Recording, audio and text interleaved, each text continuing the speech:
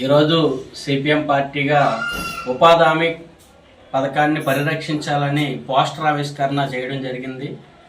మొన్న కేంద్ర ప్రభుత్వం తీసుకొచ్చినటువంటి ఉపాధి హామీ సవరణ వెంటనే రద్దు చేయాలని చెప్పేసి సిపిఎం పార్టీగా డిమాండ్ చేస్తున్నాం.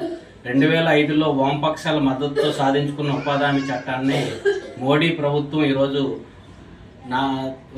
రద్దు చేయాలనేది చూస్తుంది. అందులో చేసిన సవరణలో ప్రధానంగా నిధుల సమీకరణ అనేది రాష్ట్ర ప్రభుత్వాల మీద భారం మోపింది. ఒకప్పుడు 90% నిధుల్ని కేంద్రం ఇస్తే 10% రాష్ట్ర ప్రభుత్వాలు భరాయించేది. ఇప్పుడు 60% కేంద్రం, 40% రాష్ట్ర ప్రభుత్వాలు పెట్టుకోవాలని చెప్పేసి ఇందులో నిబంధనలు పెట్టారు. ఇది చాలా అన్యాయం. ఇప్పటికే రాష్ట్ర ప్రభుత్వం ఆర్థికంగా చాలా ఇబ్బందులు పడుతుంది. విభజన హామీలు కూడా అమలు కాక, విభజన హామీల్లో రావాల్సిన ఆర్థిక సౌకర్యాలు రాక ఈరోజు ప్రభుత్వం ఆర్థికంగా ఇబ్బంది పడుతుంది. ఉద్యోగులకి, ప్రజలకి సౌకర్యాలకి, ప్రజలకి సంక్షేమానికి, డబ్బులకి వెతులాడే ఈ దశలో ప్రభుత్వం మీద ఈరోజు 40% భారం పడడం అంటే మరింత ఆర్థిక భారం మోయాల్సి వస్తుంది. ఈ ఆర్థిక భారం మోయలేక అనివార్యంగా పథకాన్ని రద్దు చేసే దిశగా ప్రభుత్వాలు అడుగులేయడానికి అవకాశం ఎక్కువ కనిపిస్తుంది. మరి కేంద్రంలో బీజేపీ అధికారంలో ఉందంటే ఈరోజు ఇక్కడ చంద్రబాబు నాయుడు, జనసేన మద్దతుతో ఉంది.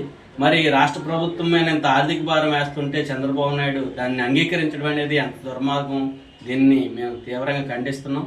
మరి మోడీతో కలిసి ఉంటే డబుల్ ఇంజిన్ సర్కార్ ఉంటే అభివృద్ధి చెందుతామని చెప్పారు. మరి ఈ రకంగా ఆర్థిక భారం నెత్తిమీద పెడుతుంటే ఇది అభివృద్ధిగా భావిస్తున్నారా చంద్రబాబు నాయుడు గారు? లేకపోతే దీన్ని ఎదుర్కొని ముందుకెళ్ళడానికి, ప్రశ్నించడానికి సిద్ధంగా ఉన్నారా లేదా అనేది మేము అడుగుతున్నాం. అలాగే ఈరోజు ఉపాధి హామీ పథకం అనేది పేదవాడికి పట్టి అన్నం పెట్టే పథకం. పథకాల పేర్లు మారిస్తే పేదల బతుకులు మారవు. పథకాలని అభివృద్ధి చేసి, పథకాలను నిలబెట్టి, ఇంకా నిధులు ఇచ్చి ముందుకు తీసుకెళ్తేనే పేదల బతుకులు మారుతాయి. ఈరోజు మహాత్మా గాంధీ పేరు బదులు వేరే జీవీ రామ్ పేరు పెట్టడం జరిగింది. పేర్లు మార్చేసిన మాత్రాన పేదలకు ఉపయోగం ఉండదని చెప్పేసి మేము ప్రశ్నిస్తున్నాం. అలాగే ఉపాధి హామీ పథకంలో గతం కంటే ఇప్పుడు తీవ్రమైన కండిషన్లు పెట్టారు. వాళ్ళు 2 కోట్లు ఆన్లైన్ అటెండెన్స్ తీసుకోవడం, ఈరోజు నెట్ సౌకర్యం చాలా ఇబ్బందిగా ఉంది.